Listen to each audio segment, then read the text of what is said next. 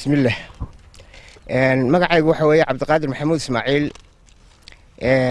waxaan ku hadlayaa afka dhalinyarada gobolka Togdheer. inta kadib waxaan cambaaraynayaa oo aanu ka xunnahay oo aanu aad mar koobaad iyo mar labaad iyo mar saddexaad ba aanu ka xunnahay dadka ummadayada lagu xasuuqayo gaashaamo iyo deegaankeeda ku hareeraysan lagu xasuuqayo aad baan uga xunnahay mar koobaad iyo mar labaad iyo mar saddexaad waan ka xunnahay waxa aan leeyahay oo aan ku celcelinayaa gacan ku dhiiglayaasha af ku dhiiglayaasha dadka maatada ah ku gumaadaya ayda dhexdeeda iyo xaafadaha dhexdooda waxa aan u sheegayaa oo aan baaq dheer ugu dirayaa in la isaga imaan doono oo la iskaga daba tagi doono nin walibana halka uu gali doono waxaan ku lagaga daba gali doono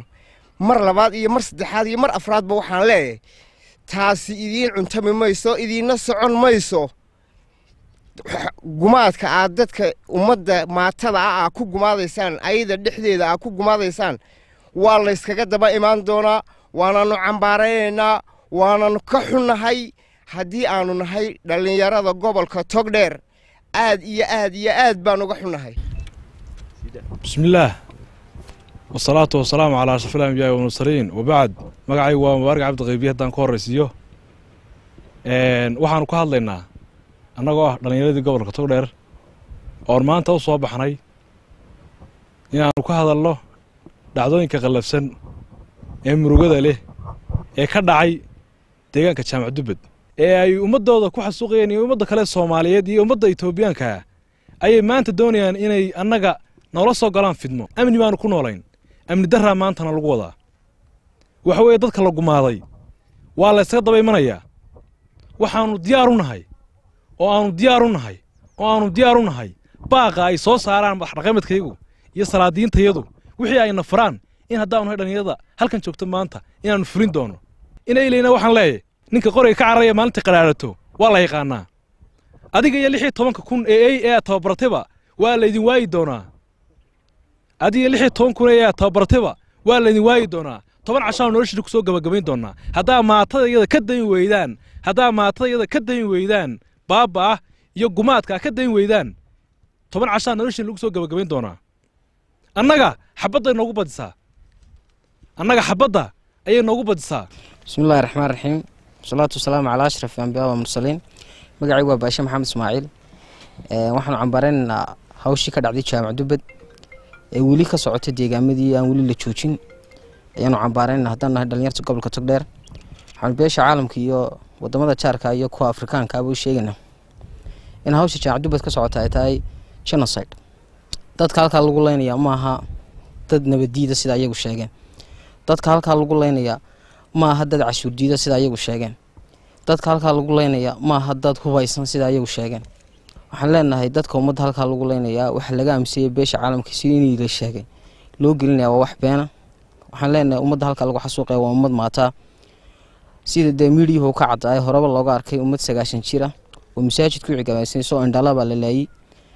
ciyaal yar oo hal sano ka yar baa la laayay ummadda halka lagu laayay waanu aad baan uga xunnahay runtii waxa halka ka socda wax loo dul qaadan kara ma aha ka dhalinyar ahaan iyo ka gobol ahaan iyo ka Soomaali ahaanba waanu cambaaraynaa haddii Ilaahay ka dhigo haddii hawshaasi soo socoto waxay kalifaysaa in dadku ay noqoto in dagaaladii sokeeyo si falwarka lagu noqdo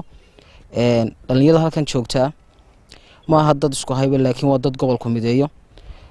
waxay taageersan yihiin wax allaale wixii ummadda lagu sarfaaf gareynay wixii ummadda halka dagaalka ka socdo wax allaale wixii lagu sarfaaf gareynay ayay diyaar u yihiin wax kasta ay noqotoba waxaanu cod dheer gaarsiinaynaa ummadda Soomaaliyeed meel ay degtaba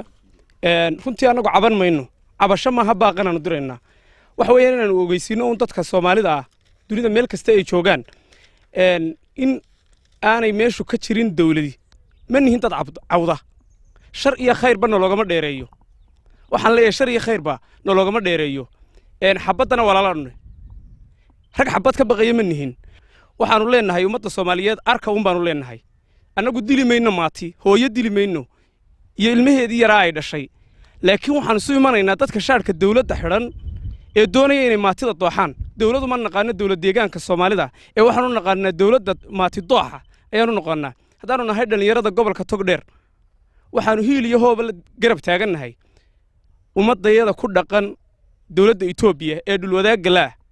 oo aanan marnaba uga heybadaysanin dhulka aanu degno haday dawlad tahay iyo haday cid kale tahayba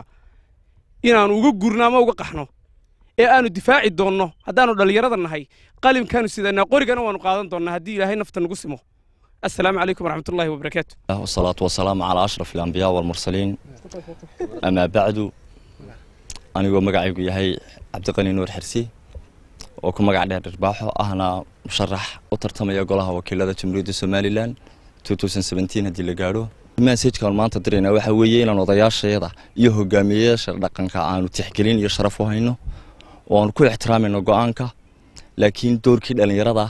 inaanu diyaar u nahay naf iyo maal iyo saacad kastaba dhammaanna waxaan u sheegaynaa guda joogta daba joogta in dhalinyaradu ay diyaar u yihiin doorkoodii inay ka qaataan inay dhalinyaradu heegan tahay aanu sugayno kaliya ta go'aanka عقاشة iyo odayaasha